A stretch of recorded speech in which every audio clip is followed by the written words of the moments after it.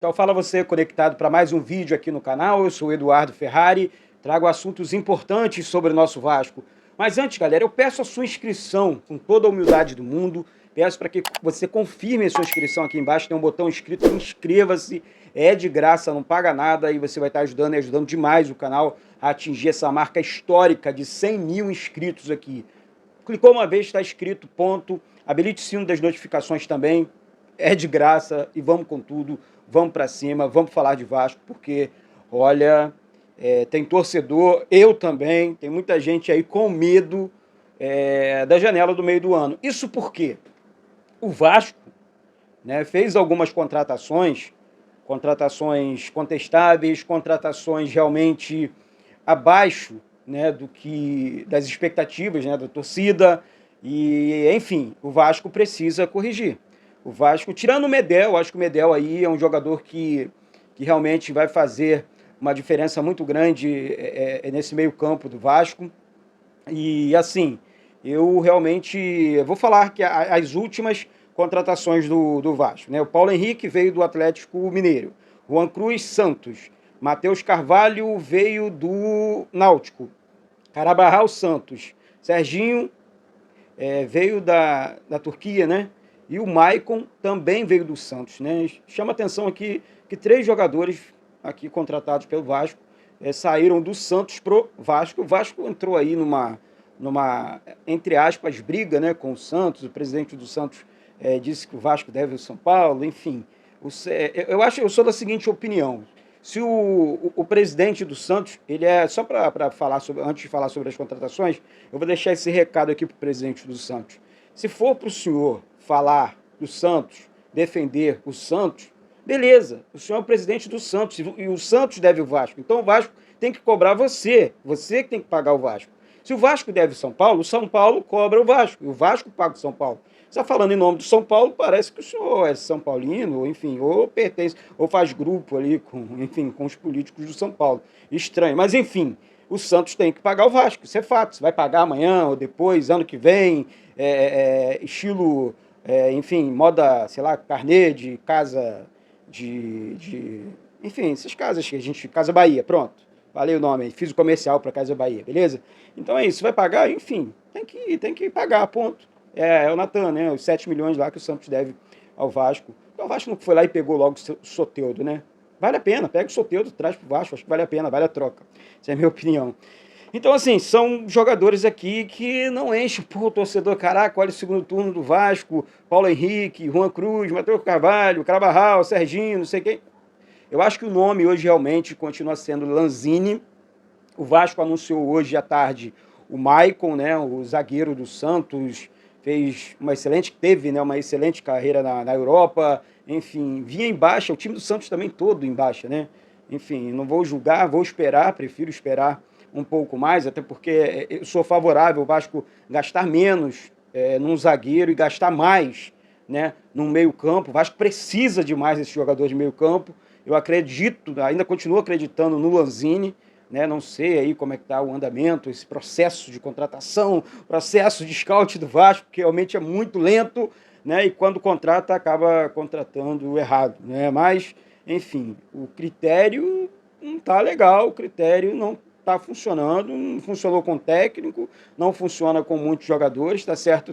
Temos alguns jogadores realmente que são muito promissores, são muito bons jogadores, mas faltou realmente esse jogador de meio campo, beleza? Então, o Vasco continua no mercado, o Vasco vai anunciar outros nomes. Hoje foi o Maicon, amanhã deve anunciar o Medel. O Medel que se apresenta, que chega no Rio de Janeiro no dia 3 de julho, tá certo? Então marca aí, fica atento, fica ligado. É um jogador realmente que chama a minha atenção, tá? Um jogador que eu, Eduardo, gosto desse estilo de jogo.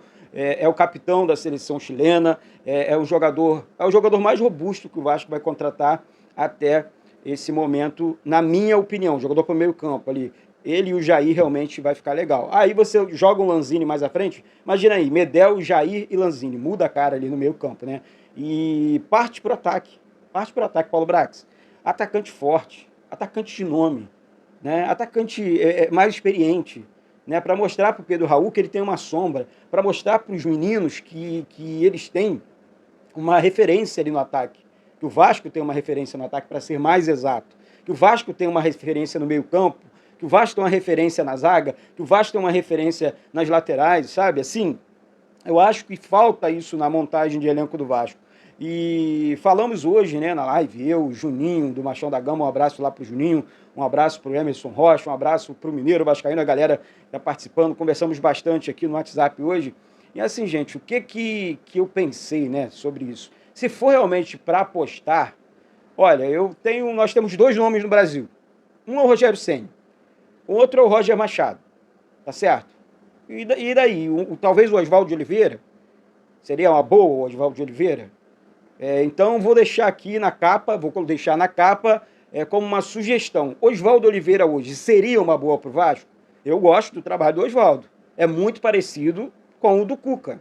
O Cuca tem a questão da polêmica, né, envolvendo ele. Mas tirando isso, gente, tirando isso aí, realmente eu fico...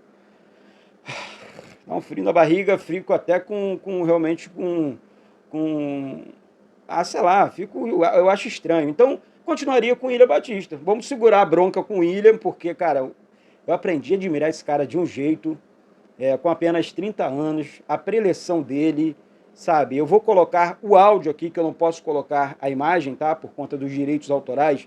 Eu vou colocar o áudio aqui da preleção, não sei quem viu, mas escuta a preleção.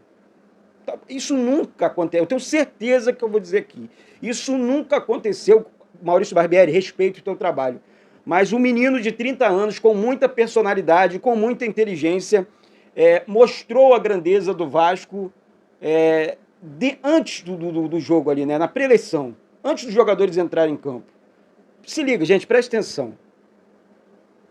Vocês terem noção do que eu estou falando. Coronel, por gentileza. Peraí. Quando criança, o sentimento de vocês era de aproveitar, de desfrutar, de viver no máximo o sonho que vocês tinham, que vocês vivem hoje. Tá bom? Entra dentro do campo, como eu falei, entra grande pra caralho. Tá bom? Cada passe entra grande, cada dividida entra grande, cada chute entra grande, cada jogada que vocês quiserem, grande pra caralho, grande pra defender e grande pra duelar, grande pra ajudar o Léo pra fechar o gol. Vasco da Gama, tá bom, rapaziada? Olha aqui, o meu pedido pra vocês, do fundo da minha alma, Piton, PH, o banco, todo mundo pega, desfruta. A vida vale a pena pra ser vivida, pra desfrutar. Mais nada. Sabe por quê? Um dia ninguém mais vai estar aqui. Isso aqui passa. Isso aqui é vírgula. Mas vai lá e desfruta. Eu quero olhar dentro do campo e ver pessoas que estão desfrutando mais, botar pra fora. Tá vendo aí? É realmente de arrepiar e entender que um menino de 30 anos, um treinador vencedor na base do Vasco, no Sub-20, fez essa pré-eleição, motivou os jogadores desse jeito, entendeu que aquele jogo não era para jogar bonito, entendeu que aquele jogo era só para vencer, porque nós vamos enfrentar agora o líder do campeonato. E outra coisa, hein? Tem polêmica no Botafogo. O técnico, né, o Luiz Castro, teria, né, ou recebeu, na verdade, vamos cravar aqui, ele recebeu uma proposta aí do mundo árabe, né, uma proposta de cerca de 7 milhões por mês de salário. O Cristiano Ronaldo, né, ligou para ele e tal. Então, assim, eu acho vai ser difícil a permanência dele no Botafogo. Realmente não é uma crise no Botafogo, mas o ambiente fica instável, né? Não fica um ambiente legal, do jeito que, enfim, que o Botafogo montou e tal. Dizem que o Botafogo já começou contato aí com o Jorge Jesus e tudo mais, mas enfim, isso não é um problema nosso.